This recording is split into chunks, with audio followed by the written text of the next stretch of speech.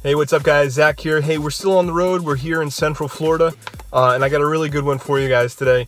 We're gonna swing down and check in with a buddy of mine named Nick. Now, this guy knows probably more about E38s than anybody on the face of planet Earth. So E38s, you guys know, are 7 series from like 95 to 2001-ish. This guy is literally like a walking encyclopedia on these things. So not only do we get a chance to go down there, talk to him, pick his brain a little bit about the car, but he's also got a couple guys over from the Northeast, and one of them just happens to have a Dinan 7. So if you guys don't know who Dinan is, aftermarket parts installer that doesn't void your BMW warranty, he has an authentic Dinan 7, so Supercharger, full suspension, brakes, and then just a ton of custom add-ons also. So we're gonna go down and check in with those guys. This is kind of gonna be like a vlog, so I'm not gonna be editing this a bunch because like I said, we're still on the road. But I am so pumped to check out this car. Like I said, meet up with Nick and Ed and all the other guys, and you know, show you guys what a Dinan 7 looks like. So let's go take a look.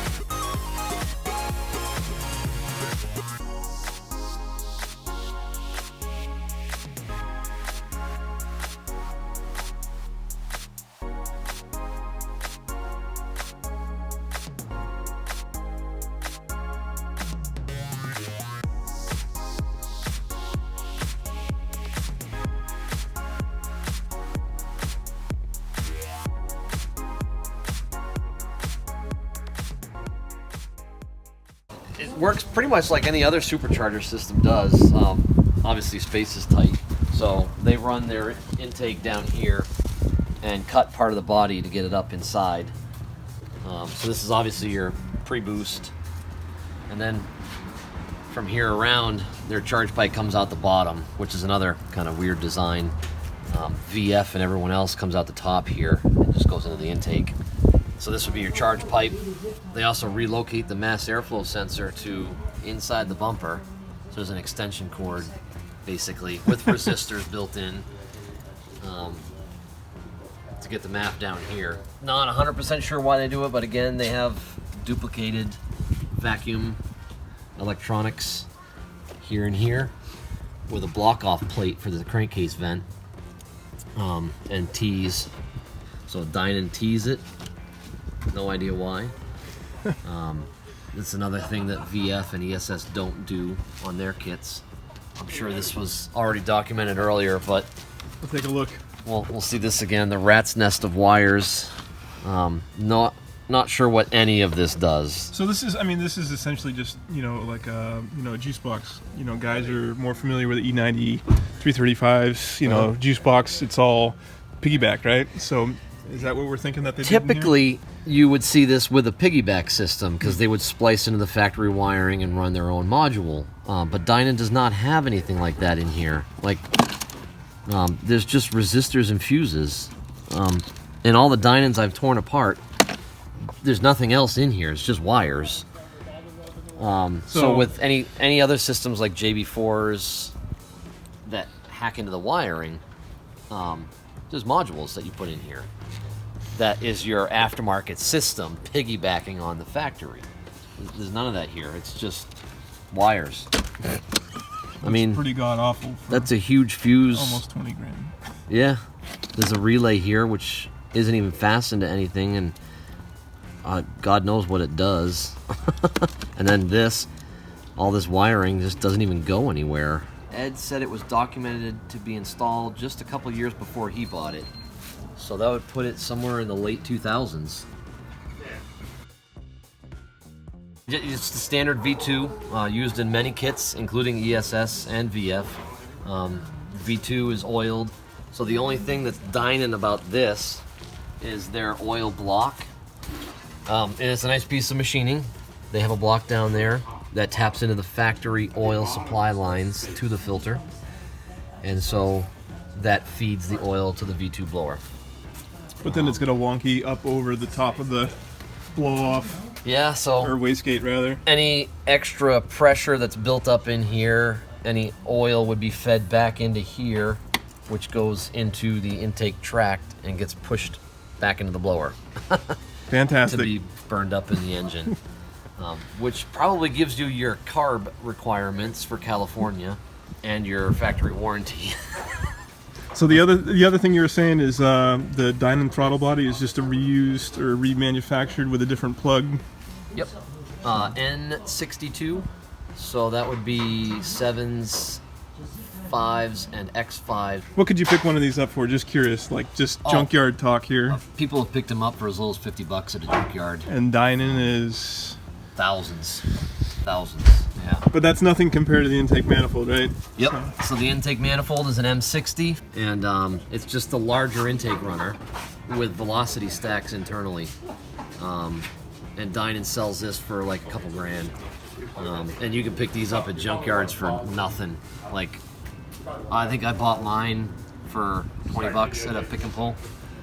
And it's identical, which is crazy. Exact same thing. The only thing you don't get is the ground off part numbers from BMW.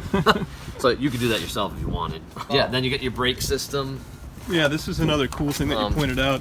These are Dinan brakes, or are not Dinan brakes, but Dinan sells the 750 calipers for a few $1,000s and calls them Dinans, but they're just off of 750. What's nice about this car is it has the 750 protection brakes from Europe, so they're even still bigger. So the armored 7 Series that they did. Yep. So is it a larger caliper? They're both dual piston, right? Yeah, still dual piston. It's actually the same caliper, but the bracket pulls the whole setup further out. More leverage on the brakes. Yep. So it has a bigger rotor and a larger bracket, and that's the biggest differences. But same caliper itself. So this thing stops very well. Have you seen the back of a E39? It's got that H arm with the integral link. Yep. And then there's a donut bushing called the ball joint. Yep. The same setup on these. So instead of having that ball joint. So it's like a Heim joint. Yeah. Instead of having that rubber part, it's all just metal. Handles great on a track, but gives you a very harsh ride. So on the rear, it's a stock sport. On the front, it's UUC. That's about all they do to them. They give you a bunch of badges and points. Oh, badges. We forgot about the badge. Look at that. That's gonna be worth at least, I don't know, 10 grand?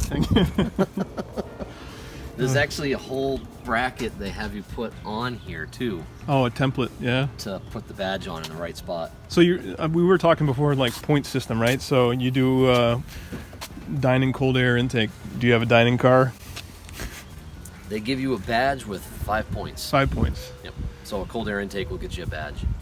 So it's a Dinan car with a cold air intake. That's cool. 90% of the Dinan 7s you see will just have a cold air, a MAF, and a throttle body. That's about it. So he said this is programming too, right? So obviously with running the Supercharger, it's got to have a different tune. Yeah. But also the transmission was tuned, right? Dinan doesn't. Really? This one got an Alpina tune, but Dinan doesn't do anything to the transmission. So is this still the same thing with Alpina, that it's integrated into the system, you just have to unlock it? Yep. Yeah, it's just a tune. Each DME has its own number, software number and hardware number. So every DME comes pre-programmed pretty much with every software version, just depending on where the car goes determines which one they use. So Harry's 7, wherever it happens to be right now, is just a regular 7.2 DME. Years ago, we coded it with the European program software number, and it's effectively like a Dinan Stage 1 tune. It's a more aggressive fuel mapping. So this is stuff that's already in the car. It's just getting somebody to unlock it for you. Yep. Anybody with WinKFP can program the motor and transmission on these. It's free software on the internet, so it's pretty easy to do. It takes like 20-25 minutes to program a DME. Transmission's a little quicker.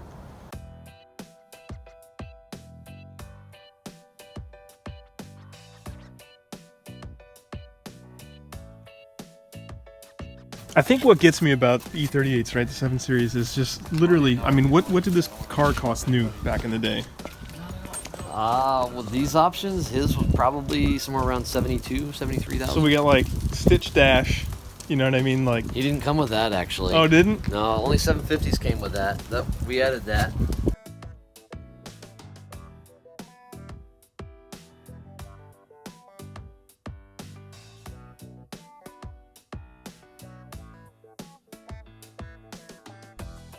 This glass, you can see it's dual pane. That's your extra thickness. And the armored protection ones in Europe had fixed panel glass in the rear and no sunroof. This has a heated seat retrofit, but in mine I had the reclining rear seat. But 750s came stock like that. So I basically turned my 740 into a 750. It's like a 750 M5 hybrid. So these, if you got all of those options from the factory in a 750, you're up to, what was the max 750? It was right around 100 grand in 01. Trying to think of any other questions here. I'm drawing a blank. These cars, I think what makes them so fun is they're kind of like Legos. Yeah. You can just mix and match and tweak them and do all kinds of things to them to make them the way you want it. Build it the way you like it. And everything just functions right. But I just can't get past the fact that, you know, we talk about like stage one tunes. People spend like hundreds of dollars on different companies for tunes and whatnot, and it's already in the computer waiting to be selected or unlocked or whatever you want to call it. Yeah, I mean, I think Dinan stage 1 is $800. Right. So, and yeah, just free. So that's European engine tune and just the Alpina transmission tune. Yeah, that's all you need to do. Dinan has 4 stages before you even get to the stage 5 supercharger tune. So you can have, and I actually know people that have tried to do it. They've had stage 4 and they refuse to spend the extra $1,000 for stage 5 when they put the supercharger on. It doesn't run. It goes in engine fail safe. And no, that's cool, man. Thanks, dude. Yeah, it doesn't have to do much to this thing. I know, right? It's got it all.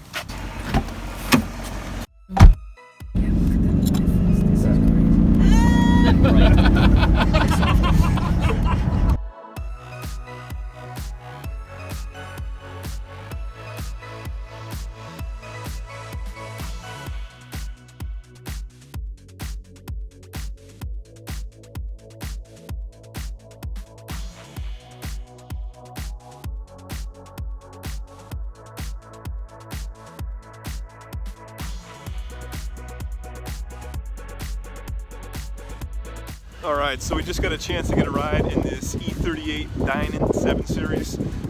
We're here at Clearwater Beach down in Florida. After a long day working on cars, we're definitely excited to get out and grab some food and some drinks. So if you guys haven't done so already, make sure to click below, subscribe, like, and let us know where we should head to next, what projects we should come out and check out with you guys. And see you guys next time.